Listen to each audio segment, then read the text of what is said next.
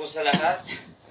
Ah, ako po ay nagpapasalamat at magpasalamat tayo sa Panginoon dahil Holy Thursday na. At least po tayo ay buhay, masigasig, masigla. At ako po ay nagpapasalamat sa milyon na mga nagsuporta.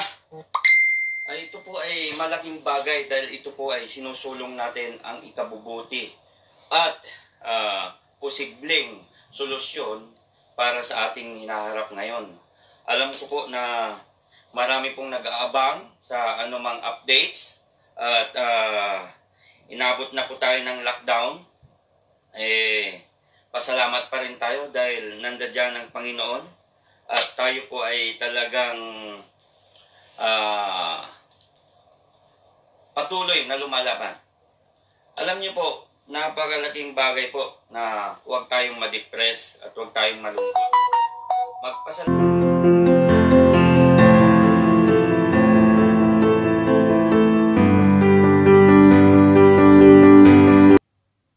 Lala ko mga kaibigan ko, i-maintain po natin yung social discipline natin dahil marami pong sumusuportang Pilipino talagang naniniwala sa kanyang kakayahan. At napansin ang aking panawagan, pero may gusto lang po akong i-clarify doon na eto na po. Ako po ay wala pong in-announce na endorse ng ating mahal na Senador Bongo. At wala po akong in-announce na in-endorse ng ating Director General, Doc Enrique Domingo. Ang sabi ko lang po doon, salamat Bok, sa isang text ko lang. Kinonek mo agad ako sa tama para matulungan. At ganoon din po, nagpasalamat po ako kay Doc Eric Domingo dahil po siya pong nag-receive. Katunayan ng kanyang mga receive ay ito, dokumento. Ayan po, pina-receive po niya sa tao niya. Ayan, na-receive po ng FDA. At of course, sa FDA Region 3 po na-submit yung aming application. Ito na po yung order of payment. Ayan po. Kahit po kung talagang nagtatrabaho po sila, kahit alanganin na.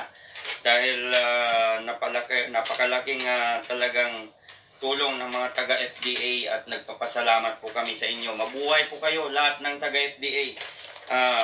Mabuhay po kayo. Pagpalain kayo ng Panginoon. At ito na po yung talagang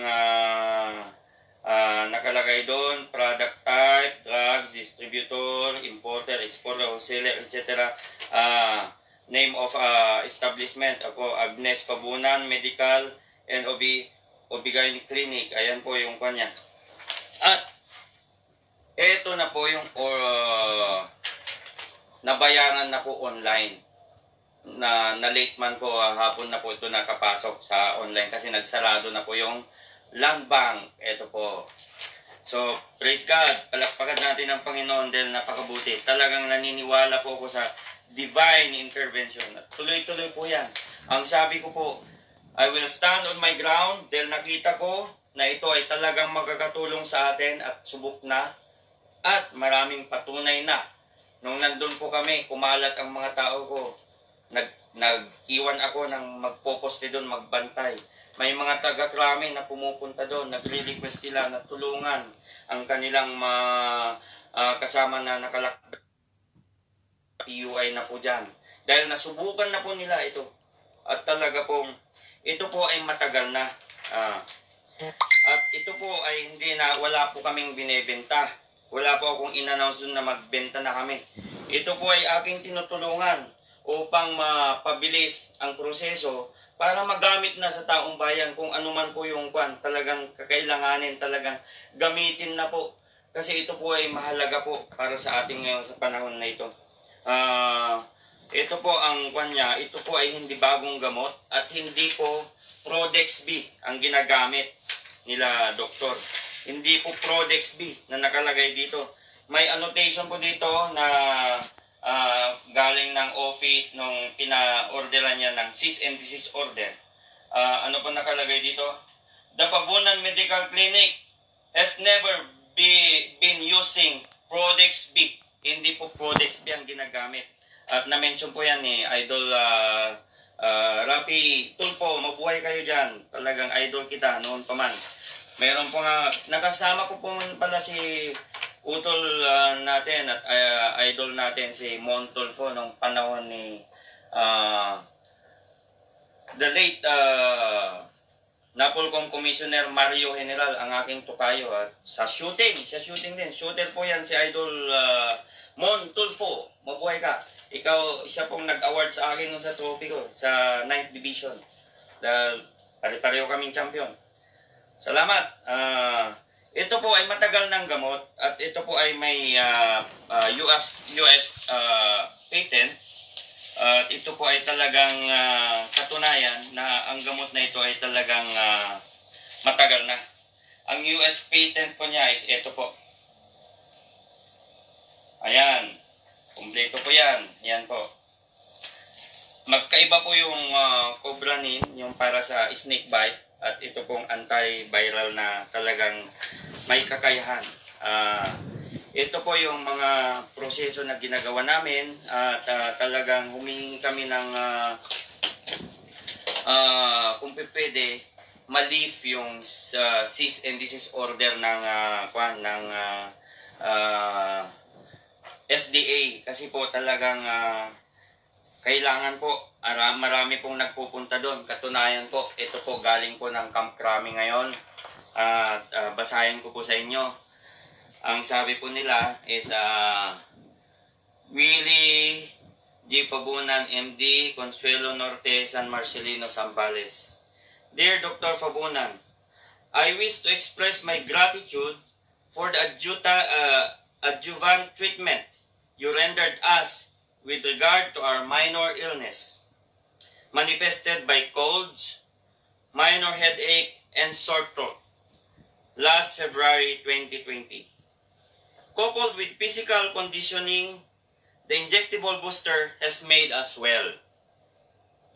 The sudden occurrence of this pandemic COVID-19 in our country affected our organization. During the simultaneous rapid testing conducted on March 7, 2020, 3 PNP IMEG personnel are found positive. This matter both anxiety among them affecting their duties as frontliners. In this regard, I humbly request for our assistance to your injectable booster to manage this health problem affecting our 3 PNP IMEG personnel who are found positive from rapid tests conducted. Likewise, extending this booster to manage health condition of our personnel at IMEG headquarters as preventive measure would also be highly appreciated. Thank you and God bless us all.